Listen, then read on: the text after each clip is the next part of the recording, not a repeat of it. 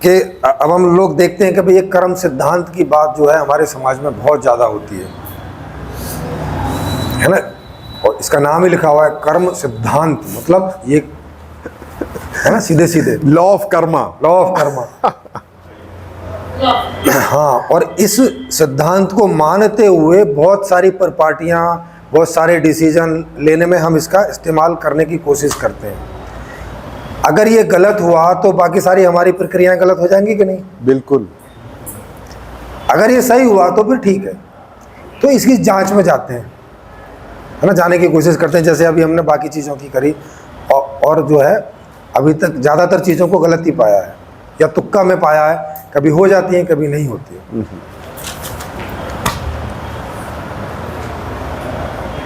कर्म का मतलब रहता है कि मैं कोई कर्म करने की कब सोचता हूँ, जब उसकी जानकारी हो, ज्ञान हो। हाँ, तो एक तो मुझे उसका ज्ञान होना चाहिए, क्योंकि ज्ञान नहीं होगा तो मुझसे वो कर्म नहीं निकलेगा। या तुक्का है, ठीक हो गया तो हो गया, मतलब बिना ड्राइविंग सीखे अगर मैं ड्राइविंग गद्दी पे बैठ गया और गाड़ी चलाई तो हो सकता है कि एक आध मिनट ठीक चल जाए, ज़्यादा चांस होंगे कि वो खाई में गिरेगी या किसी दूसरे वाहन से टकराएगी, क्योंकि मुझे उसका ज्ञान ही नहीं है ना।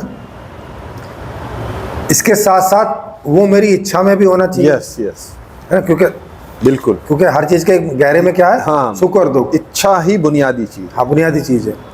तो पहले तो मुझे मेरा कर्म जो है वो मेरी इच्छा के अनुरूप हो। माने समाज में ऐसी व्यवस्था हो कि मुझसे पूछा जाना चाहिए सामाजिक रूप में कि भाई आप यहाँ क्या कर्म करना चाहोगे, ये डाटा मुझसे लेना चाहिए, उन्हें लेना चाहिए ना, तभी तो रीप्रोसेस करेंगे। अगर व्यवस्था का प्रबंधन करने वालों को नहीं पता कि कौन क्या करना चाहता है, तो क्या कभी भी वो वहाँ ऐसी व्यवस्था कर सकते हैं कि जो सबके अनुरूप हो जाए? कभी नहीं हो सकता। नहीं कर सकते ना, क्योंकि वो डाटा ही नहीं लिया है। यस यस, है ना। क्या आज तक ऐसा प्रोसेस, आज तक की व्यवस्थाओं में ऐसा होता है कि सबसे डाटा लिया गया हो कि भाई आप क्या करना चाहते हैं? लिया गया क्या? कभी नहीं हुआ। उसके पहले क्या जानना चाहते हो, मतलब किस बात का ज्ञान लेना चाहते हो, क्या स्कूल में पूछा जाता है? कुछ नहीं पूछा ना, वो ऐसे वहाँ लगाया हुआ कि इन्हें पास नहीं होगे तो आगे नहीं जाओगे, इधर ही पड़े रहोगे, और 2 साल फेल हो गए तो स्कूल से भी बाहर, क्योंकि हमारे पास थोड़ी जगह है और लोग बहुत है। इसका मतलब क्या हुआ कि ये व्यवस्था अभी हमारे हिसाब से, लोगों के हिसाब से नहीं है। माने कुल मिला के ये व्यवस्था लोगों के लिए तो अभी नहीं बन सकी है। बिल्कुल, कभी किसी मामले में अनुकूल हो जाती है और कभी किसी मामले में प्रतिकूल हो जाती है। तो अभी ये सोच समझकर जितना डाटा को लेके एनालिसिस करके बनानी चाहिए वैसी नहीं बनी है। ये अब तक की व्यवस्थाओं में अभाव है, हम लोग देख रहे हैं परिणाम के आधार पर भी, और अभी हम लोग समझने की कोशिश कर रहे हैं तो ऐसा पा रहे हैं कि हाँ, इस डाटा को वहाँ नहीं लिया गया है, तो ये गलती हो गई। और ये गलती क्यों हो गई? क्योंकि एक बुनियादी गलती शुरू से हो रही है कि दर्शन में वो बुनियादी गलती कर रखी है, उसकी वजह से हर जगह कहीं ना कहीं कुछ ना कुछ गलती होती चली जा रही है। क्योंकि ये रखा ही नहीं गया कि भाई जीवन का उद्देश्य सुखी होना है, ये रखा ही नहीं गया है, उस आधार पर सारे प्रोसेस हो ही नहीं रहे। तो ये अनकॉन्शियसली हम सब प्रोसेस करने में लगे, माने अनजाने। अनकॉन्शियस माने अचेतन रूप से, माने हमारे अंदर ये बात तो है लेकिन हमें मालूम नहीं है, तो हम विधिवत रूप से सोच समझकर एनालिसिस करके व्यवस्थित रूप से हम वो काम नहीं कर रहे हैं इस आधार पर। एक तो ये हो गया। दूसरा, कुछ गलत उद्देश्य हमने बना रखे हैं जो है नहीं समाज में, और जिन्हें हमें बोलना पड़ता है कि ये व्यवहार ये नहीं है, सबके लिए नहीं है, ऐसा करके बोलना पड़ता है ना। इसका मतलब है कि अब तक की जो व्यवस्थाएं बनी हैं वो या तो गलत उद्देश्यों को लेके बना रखी है। जैसे कुरान में है कि जीवन का उद्देश्य है कि यहाँ आप एक परीक्षा देने आए हो और इसमें पास होना तुम्हारा उद्देश्य है। ये लिखा हुआ है ना कुरान में। उसमें जो है उद्देश्य बोला है इबादत करने को। हाँ, मतलब उद्देश्य है इबादत करना और जीवन एक टेस्ट है। टेस्ट, वही तो परीक्षा होगी ना। हाँ, इबादत करते हो और उस परीक्षा में पास होते हो तो आपको जन्नत। हाँ, तो आपको सुख मिलेगा। मतलब सुख की यहाँ बात हो नहीं रही है, सुख कहाँ मिलेगा, कहीं और। कब मिलेगा, अगर पास हो गए तो। ठीक है, तो और दुख कब मिलेगा, अगर फेल हो गए तो। लेकिन सच्चाई तो ऐसी लग नहीं रही है। नहीं, यहाँ भी कभी तो सुख मिलता है और कभी तो दुख मिलता है। भाई अगर फेल होने के बाद ही दुख होना चाहिए तो यहाँ तो दुख मत दो ना। यहाँ नॉर्मल रहता कम से कम। यहाँ तो नॉर्मल, लेकिन यहाँ भी तकलीफें होती हैं, यहाँ भी खुशियाँ मिलती हैं, यहाँ भी सुखी होता है आदमी। हाँ, टेम्परेरीली। यस यस, बिल्कुल बिल्कुल। तो इसका मतलब क्या हुआ कि उनकी उस थ्योरी में फॉल्ट है, बिल्कुल, है ना। ये तर्कहीनता है वहाँ पे, या विपरीतता है, माने एक तर्क दूसरे तर्क को स्पेस नहीं दे रहा है, उसमें कोई लिंकिंग नहीं दिख रही है। क्योंकि फिर तो यहाँ तो नॉर्मलिटी होनी चाहिए। जैसे हम कोई एग्ज़ाम हॉल में एग्ज़ाम देने जाते हैं तो वहाँ की जितनी भी परिस्थितियाँ हैं वो सबके लिए एक समान होती हैं, है ना। कूलर चल रहा है तो कूलर चल रहा है, पंखा चल रहा है तो पंखा चल रहा है। ऐसे करके तो नहीं होता है कि एक आदमी को गर्मी में बिठाया हुआ है, एक आदमी को कोल्ड स्टोरेज में बिठा दिया ठंड वाले में, एक को अंधेरे में बिठा दिया है और बोल रहे हैं कि अब तुम टेस्ट दो। ऐसा तो नहीं होता ना। सबको एक ही क्वेश्चन पेपर होता है, एक ही जैसे माहौल में बिठाया जाता है, एक ही जैसे उनको अधिकार रहते हैं कि 2 कॉपी ले लो, 4 ले लो, 6 ले लो, जितनी भी ले लो, है ना। मतलब सारी शर्तें वो समान रूप से सब पे लागू होती हैं, समान रूप से उनको व्यवस्था वहाँ पे दी जाती है ना। पर ऐसा यहाँ तो दिखाई नहीं पड़ रहा। इसका मतलब क्या हुआ कि इस थ्योरी में फॉल्ट है नंबर 1। कम से कम लॉजिकल नहीं लगता। हाँ, लॉजिकल नहीं लग रही है। इसको आप मान सकते हो, बस इतना हाँ, है। आप मान लेकिन आप सकते हो। तर्क की कसौटी पे अगर कसो तो ये फिट नहीं बैठती। हाँ, और क्यों नहीं फिट बैठ रहा, क्योंकि व्यवहार में नहीं दिखाई पड़ रहा है। वही तो ये भी अव्यवहार्य हो गया। तो जब अव्यवहार्य हो गया तो भाई साहब उसका जो फल आएगा वो व्यवहारिक कैसे होगा, नहीं हो सकता। राइट, है ना।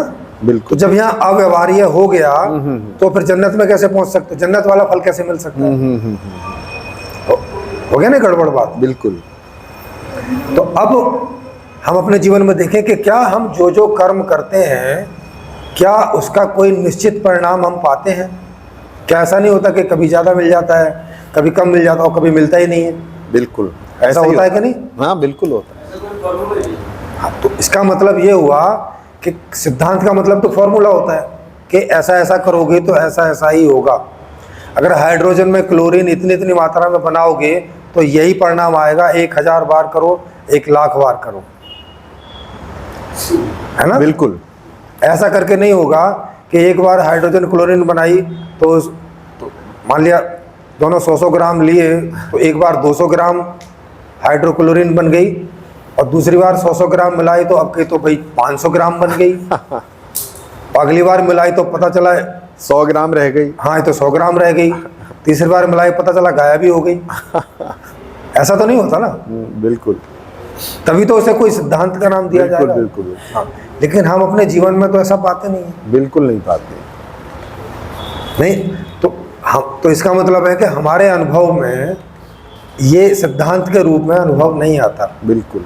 तो फिर भी इसे मान कर, क्योंकि जानने में तो आ नहीं रहा है, तो अब बड़े बूढ़ों के द्वारा आरोपित किया हुआ है, जबरदस्ती लठैत खड़े कर रखे हैं और कहा जा रहा है कि मानो नहीं तो दांत तोड़ दिए जाएंगे या कोई बेइज्जती की जाएगी या प्रेशर में ऐसा ही होगा ना। क्योंकि आदमी मजबूरी में ही ऐसी चीज़ को मानता है जिसे कि वो अनुभव भी नहीं कर पा रहा है। हाँ, तो मजबूरी हुई तो। हाँ, तो उसकी मजबूरी हो गई। तो अब मजबूरी वाला जीवन तो कोई जीना चाहता नहीं। ये तो परतंत्र वाला हो। तो परतंत्रता हो गई, उसमें तो स्वतंत्रता नहीं हुआ, उसमें तो प्रेम वाला भाव पैदा नहीं होगा। मतलब हम अननेचुरल हो गए, सीधी हाँ, सी बात। मतलब ये पूरी जो प्रक्रिया अभी तक हम बोलते हैं ये सब नेगेटिव हो जाएगी। बिल्कुल, है ना। तो इसका मतलब ये हुआ कि ऐसे कर्म का कोई सिद्धांत एज सच एग्जिस्ट नहीं करता। नहीं करता। तो हम इस आधार पर कोई निर्णय फिर हमें नहीं लेने चाहिए, है ना। बिल्कुल बिल्कुल। एक ही कर्म को करो उसी का परिणाम बुरा होता है, एक कर्म को करो उसी का अच्छा हो जाता है, एक का न्यूट्रल रहता है। हाँ बिल्कुल। तो एक ही कर्म करने से अगर ऐसा कोई सिद्धांत हो तो परिणाम एक से होते, एक से होते, लेकिन अलग अलग निकलते हैं हम देखते हैं। तो यानी कि ये इसमें फ्लॉज हैं। फ्लॉज है। मतलब इसको हम तर्क की कसौटी पे कसते हैं तो ये फिट नहीं बैठता। तर्क की कसौटी पे भी, व्यवहार में भी नहीं आ रहा, अनुभव में भी नहीं आ रहा। वही तभी तो तर्क तो तभी आएगा ना। यस यस, क्योंकि अनुभव के आधार पर ही हम तर्क की निर्मित करते हैं। तो अनुभव में भी नहीं आ रहा है, तर्क में भी ये लॉजिकल नहीं लग रहा है। माने इसमें हमें कहीं कोई भी स्तर पर कुछ भी ऐसा नहीं दिख रहा है कि इसे सिद्धांत मानकर इस पर आगे कुछ दूसरी बिल्डिंग खड़ी की जाए, इसे बेस बनाया जाए। ऐसा करके तो नहीं लग रहा ना, लेकिन फिर भी हमारे समाज ने तो बेस बना रखा है। बिल्कुल। तो ये गलती हो रखी है कि नहीं? उसको कैसे जस्टिफाई करते हैं कि बाय द वे हमने कहीं कोई गलत किया और बाद में हमारे साथ कहीं गलत हो गया तो हम कहते हैं देखो ये सही है। हाँ। और कितनी बार हम गलत करते हैं और कहीं नहीं कोई होता गलत है। नहीं होता तब नहीं कहते यार ये गलत है। तब नहीं कहते हैं, है ना? तो वो सेलेक्टिव हम लोग लेते हैं। तो लेकिन सिद्धांत तो उस आधार पे नहीं बन सकता, नहीं बन सकता। कहीं सही हो कहीं गलत निकले। हाँ, yes। और ज्यादा गलत निकले। ज़्यादा गलत निकले। जैसा मैंने बताया कि मैंने अब तक 50,000 बार खाना खाया होगा, है ना? 50 साल की उम्र का हो गया, एक साल में हर रोज़ 3-3 के हिसाब से एक साल में 1000 बार हो गया खाना।